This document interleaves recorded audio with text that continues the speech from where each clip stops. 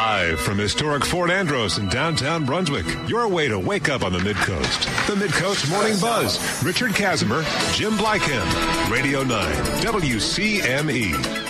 Last night, the Brunswick Town Council overwhelmingly approved 2 new tax increment financial districts, or TIFs, that were requested by Midcoast Regional Redevelopment Authority. Part of that whole agenda is our now go-to guy with the Brunswick Town Council, John Richardson. John has braved the storm and came in here with his boots on and hat on, and he's ready to roll. John, welcome. Good morning. How are you? Good morning. I'm very well, thanks. Very well. And not only was it an overwhelming vote last night, it was a unanimous vote. We should clarify that.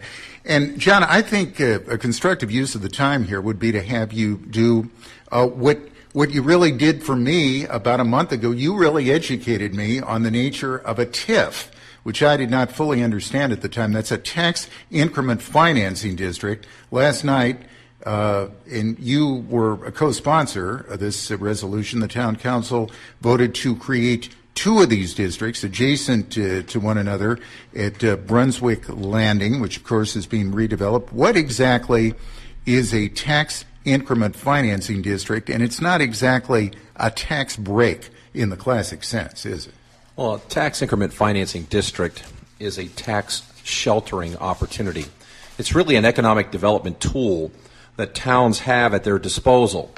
When you increase valuation, in other words, when the value of a town increases because a new business moves into a town, you at that point you see the valuation of your town increase, and as a result of that, you see state funding for local education decrease, and you see your county taxes increase. So valuation impacts both school funding that comes from the state and also the amount of county taxes that you pay, because it's all based on your valuation. So one of the ways to shelter or avoid paying more county taxes and receiving less in school funding is to create a TIF district. So TIF districts have become economic development tools for towns to shelter the increased valuation, because otherwise what you're really doing is sending the money back to the state. So in the case of a classic TIF, it's between the town and the developer, and what you're really doing is saying to the developer, here, we're going to give you money to help develop your project in our town. As I indicated, otherwise, without a TIF, the value of the total value of the town would increase. School funding would decrease because it's directly tied to valuation, and county taxes would go up. This gives us a chance to essentially redevelop the Naval Air Station, here in this particular case, with monies that would otherwise have gone to the state.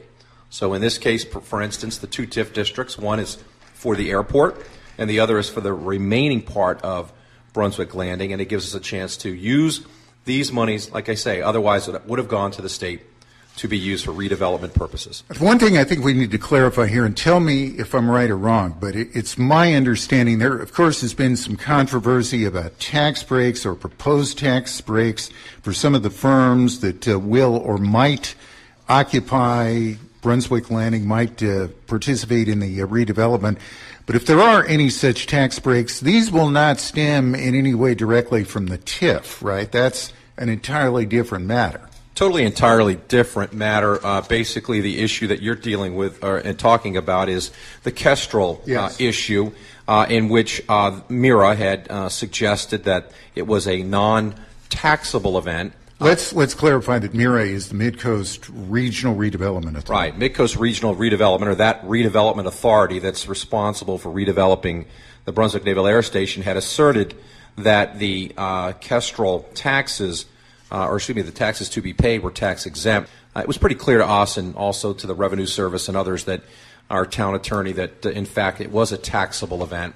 But I think to avoid a controversy around that particular issue, I think Mira stepped up, did the right thing. It really actually changed the relationship between the town and the Midcoast Regional Redevelopment Authority. I thought it put things back on track when Mira decided that they would take a different course of action, live by the outcome of the Maine Revenue Service, and ultimately come back to the table and talk more productively about a TIF. John, I know you have a commitment that you need to take off to, but I want to cover one other thing before you leave. We've done stories here, and I think there's a general knowledge in the community that Bowdoin College is proposing the purchase of what's known as the Stevens Home, one-time rather sprawling assisted living facility in Harpswell Road. They're talking about transforming this into a residence hall. There's going to be a public hearing on April 1st on all this. It is somewhat controversial in the immediate neighborhood.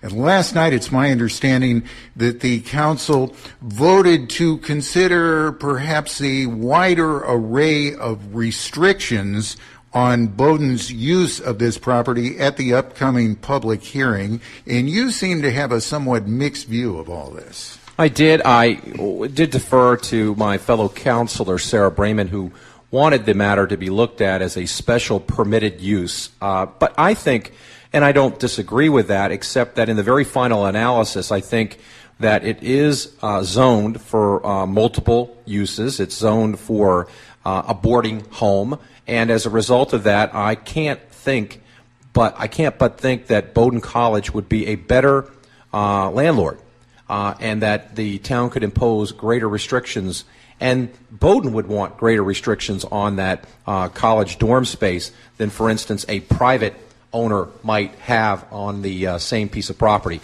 I'm concerned about somebody coming in, not imposing rules that will reflect, good behavior, and that we won't have a good landlord there unless, of course, it's Bowdoin College. And I think the neighbors want and expect to have some sort of control about who lives there. And with Bowdoin College as a landlord, they would. And I think without it, we're up to whoever it is that would buy it and on their good graces to enforce certain rules. But I understood you to say that if the rules become too restrictive, you have some concern that the sale to Bowdoin might fall through. Right, and what I basically said is that I don't want to see too many restrictions placed on the college in terms of the property itself. I think that Bowdoin will police the neighborhood, will police that particular piece of property, because we can only impose on Bowdoin College certain restrictions that we could never impose upon a regular landlord.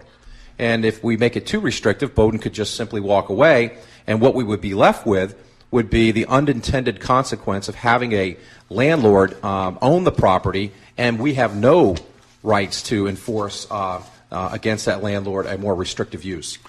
John Richardson, Brunswick Councillor-At-Large, always a pleasure, always informative. Thanks for coming in early.